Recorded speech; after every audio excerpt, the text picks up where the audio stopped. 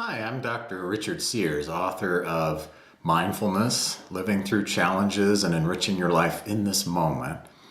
There's a lot of talk about mindfulness lately, and it's one of those terms that's very simple. It just means awareness or paying attention. But I think people get confused about what to do with that or how to practically apply that or what that really means. So there's a lot of different ways of looking at mindfulness, but one that I find really practical, one aspect that I use a lot in my clinical practice especially, is to think of mindfulness as a tool for exposure therapy. So what we know about things like anxiety, for instance, is it's based on avoidance. By definition, we don't want to feel anything related to anxiety. It's uncomfortable. We don't want to feel that. So anything that helps me in the short run lower my anxiety tends to be reinforced. We call this negative reinforcement. I'm getting rid of an unpleasant feeling, right? So what we know, of course, is that exposure therapy is the best treatment in this situation. If I just put myself there, resist the temptation to avoid, the feelings themselves actually rise and fall.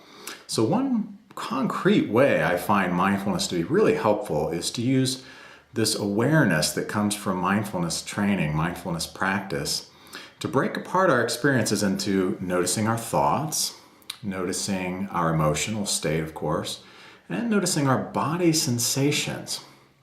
So again, as I said, with anxiety, we don't want to feel it, of course. So when anxiety starts to rise, these things that we do to make it go down in the short run end up reinforcing this cycle of avoidance. So even our thoughts start to become ways of helping us avoid anxiety.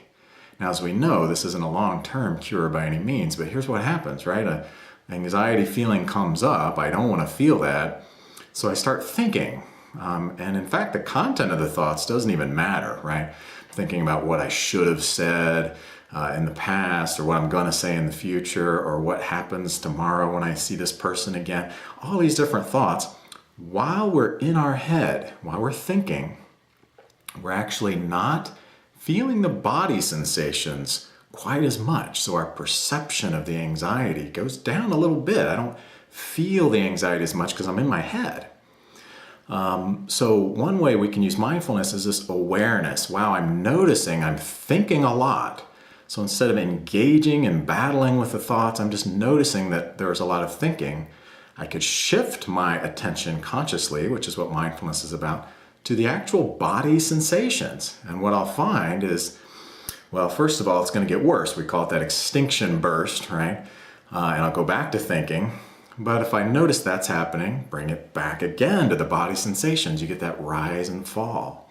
And I find clients really appreciate the analogy of a cold swimming pool, right? If you jump in a cold swimming pool and you feel how cold it is, it got worse than you felt, you jump out of the water.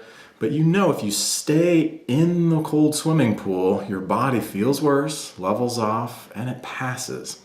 It's the very same with your body sensations. We can practice with mindfulness, among many other things. We can practice staying present with the body sensations related to something like anxiety, and we'll get that extinction burst, that leveling, and a passing away. And I've opened up my experience, and now I'm more flexible with my responses instead of only choosing avoidance.